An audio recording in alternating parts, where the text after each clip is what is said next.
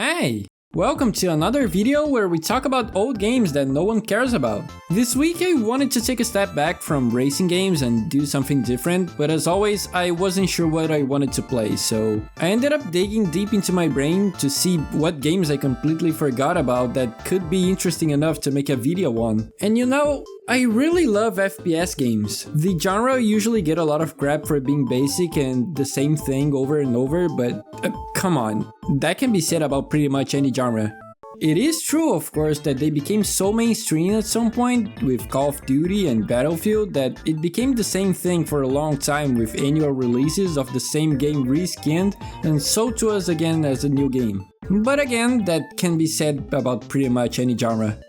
My love for them never went away though, and while I do love my Battle Duties and Call of the Field, I have a special place in my heart for the 5th and 6th generation of FPSs. Games like the Medal of Honor series, the original Call of Duties, and hear me out, Brothers in Arms. It's just such an underrated series. But we are not talking about them. Have you ever heard of Rocksteady? I mean, of course you have. They are the guys who developed the Batman games, Arkham Asylum, Arkham City, Arkham Knight, and most recently, Suicide Squad killed the Justice League. Yeah, but not everyone seems happy with that last one though. The weird part comes now though. Besides those games, they never actually developed anything besides one single PS2 game, Urban Chaos Riot Response. Urban Chaos is a game released really late in the PS2 and original Xbox's life, 2006 to be exact. I always thought that this was some kind of sequel to Urban Chaos, which is another PS1 game, but I've never played that one simply because of how different it was from what I expected. This one though, oh boy. The game starts with a video that gives you a little bit of the story for this game. The city is in complete chaos. Gang warfare has exploded into the streets and there's only war outside. Your name is Nick Mason, a T0 enforcer. What's T0? It stands for Tolerance Zero. I guess Zero T just wouldn't sound right. T0 is a multi-million rat response unit created by the current mayor, and it's generally disliked by the public. However, a military insider tells Channel 7 News that T0 is ready to hit the streets later today. Each T0 enforcer has what amounts to military status with upgraded weapons. That includes the controversial RP0 pistol. Okay, but why? You show me a rifle and whatever this is, and the pistol is controversial? Yeah, alright then. Right when the cutscene ends, you're hit with Modern Romance by Metro Riots, which... holy hell, it is perfect here. Just like a man, I am immune to the disease that's inside you, that's inside you. And that's one of the only 2 songs in the game though. The presentation in this game is mostly what I mean by the most American game ever. You know, as a Brazilian, all I truly know about the US is what is shown to me in movies and TV. And this game tries to emulate exactly that. Every time you start a mission, instead of getting a briefing of what you're gonna do by your boss or the mayor or whatever, you watch a reporter tell you the current news in the world you're in. It shows you how people are reacting to your actions, what the gangs are doing, and what you are about to do. One thing that got me interested is if the videos they using these are stock footage. I doubt that they will have the money to do the things that they show, and it really doesn't look like CG, but it definitely gets you into whatever they want you to believe it's happening. I don't want to spoil anything yet though, so let me walk you through the first mission of this game.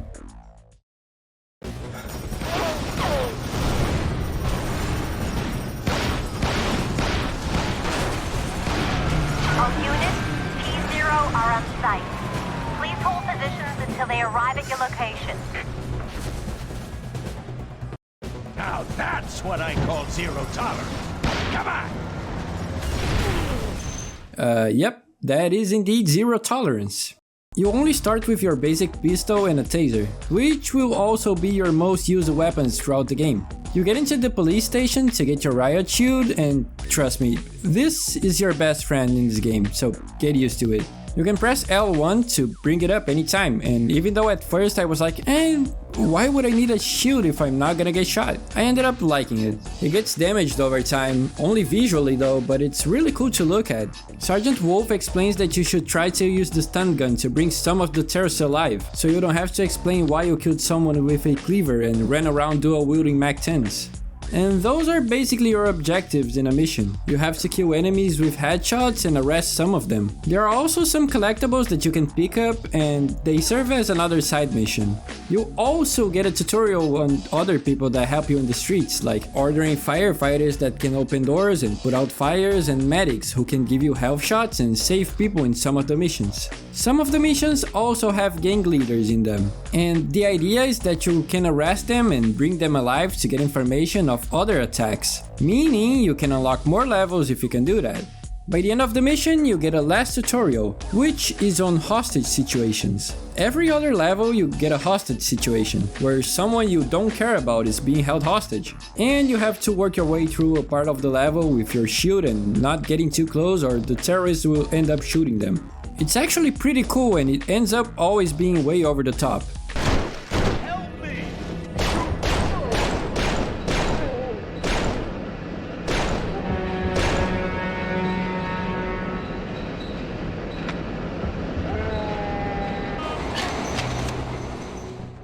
And talking about over the top, check this out.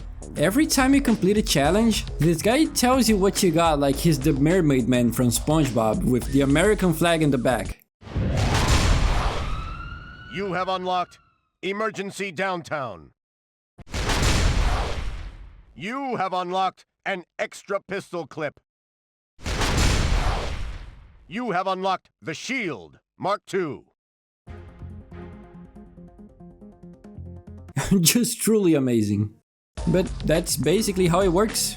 Now about the graphics. It is actually pretty impressive what they done here. It's probably because the game was released so late into the PS2's life, but you can definitely make me believe that this is an early Xbox 360 game. It's weird that they chose not to release this in any other platforms, considering the 360 was already out at this point. It has some great lighting effects, and a lot of the time you'll have to go around with your sidearm and a flashlight, which really helps you see their job in some levels. The textures look pretty good, but keep in mind I was playing the PS2 version. I couldn't get the Xbox version running at more than 10 FPS. The levels start up pretty small, but they go on to be extremely big. What? In your first mission you have to hit 5 headshots, and by the end of the game the challenge goes up to 30. And of course, you still have to arrest a lot of them. Some of the missions can take really long to finish too. There's this mission where you start on a train and you have to keep going back and forth to protect 2 people in it. And after the train crashes, you still have to go through a gigantic level. It honestly took me about 30 minutes to finish this one, not counting the deaths I had. You can take that as a good or a bad thing, really. One thing that kind of let me down in this game were the enemies. You have the basic one that has a gun, the other one that throws molotovs and breathe fire at you, the one with saw blades, the one with submachine guns, and there's also another one that also has a shield, just like you. My problem with this game, and really with most of the games from this era, is that it feels mostly the same to fight all of them. Of course they couldn't make it too hard because of the controls, because trust me, this is not Halo, but at the same time it does feel like most of the game you're just running around trying to do your challenges, instead of finding your way through the enemies, if that makes any sense. I think I mentioned that in the Dark Watch video and it's pretty obvious here too. But by the end of the game, in one of the last missions, they introduced the guys with the shield. And that was the best introduction until that point in the game. It makes you actually think about how you're gonna approach the situation, because you can attack the guys without the shield, but then the shield guy will attack you. And you have to hit the guy with the shield with your shield to take him out. But then the other guys will attack you. Unless, of course, you get too good at the game and you figure out that you can pretty much spam the shoot button and take everyone out pretty easily. You also get a lot of weapons in this one. And yes, the shotgun feels really good. There's 2 of them actually. You start with your basic pistol, which commits the cardinal sin that Halo did of making the starting pistol so good that you have no reason to use any other weapon. You get 2 shotguns, one sawed-off and another one super powerful that you can get in a side mission, submachine guns that can be used at close range, an assault rifle that has a weird scope that you don't even use, another assault rifle with a scope that you do use, a grenade launcher, molotovs, smoke grenades that you can mix with a heat mask to see the enemies through, nail bombs, a cleaver, a saw blade, and my favorite, the revolver. Damn, this one feels so good. Again, sadly you don't have a lot of reasons to use different guns in different places. You can get through the whole game with just a pistol and you'll be fine, but they all feel pretty good to play with. Oh, also, while the stun gun can help you arrest terrorists, you can also use them to make barbecue. Reminds me of that old PS1 game I used to play.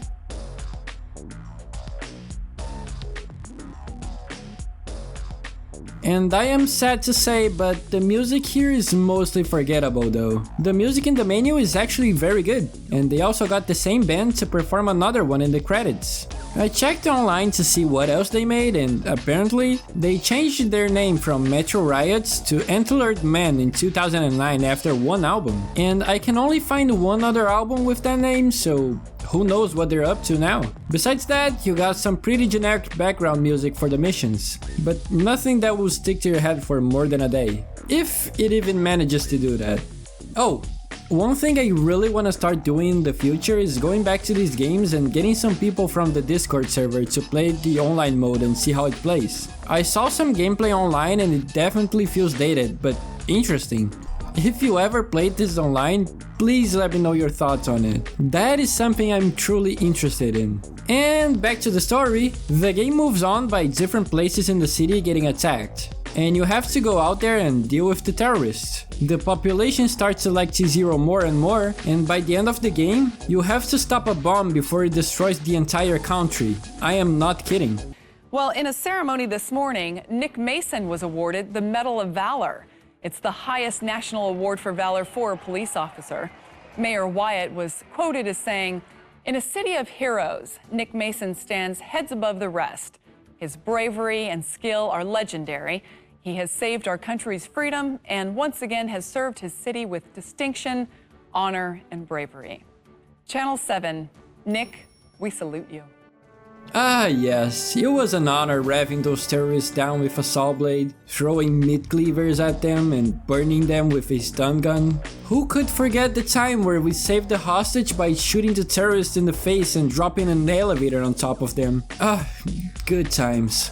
And after you save the city, you get an extra mission. You're chilling at your safe house and you get a package delivered to you. So you get attacked by the burners, which is the main gang you fight in this game. And you finally finish the last of them off and move on with your life.